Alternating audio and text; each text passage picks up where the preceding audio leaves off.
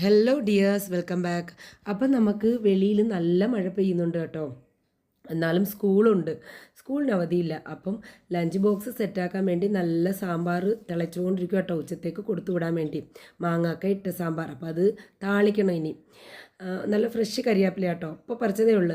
അപ്പോൾ താളിക്കുമ്പം 1/4 വരും ഇങ്ങനെ ഈ ഉള്ളി ഇത്രയും വേവിക്കത്തേ ഉള്ളൂ കേട്ടോ.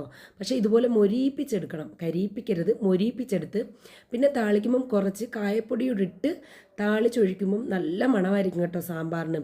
പരിപ്പിലും നമ്മൾ കായ ഇടും, എന്നാലും കായപ്പൊടി ഇങ്ങനെ എണ്ണയിലിട്ട് ഒഴിക്കുമ്പം നല്ലൊരു മണവും ടേസ്റ്റും കാണും കേട്ടോ. പിന്നെ രാവിലത്തേക്ക് ദോശയാന്നേ. മാവ് കണ്ടാൽ തന്നെ നിങ്ങൾക്ക് മനസ്സിലാവും, സാമ്പാറാണെങ്കിൽ ദോശ. പിന്നെ എൻ്റെ മക്കൾ പറഞ്ഞ് ചട്നിയും വേണം അമ്മാന്ന്.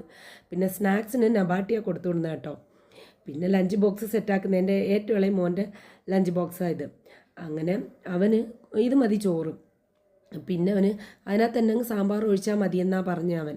അപ്പോൾ പിന്നെ അതിനകത്ത് തന്നെ സാമ്പാർ ഒഴിച്ചു. മാലക്കറികളൊന്നും ഇടരുതെന്നാണ് പറഞ്ഞിരിക്കുന്നത്.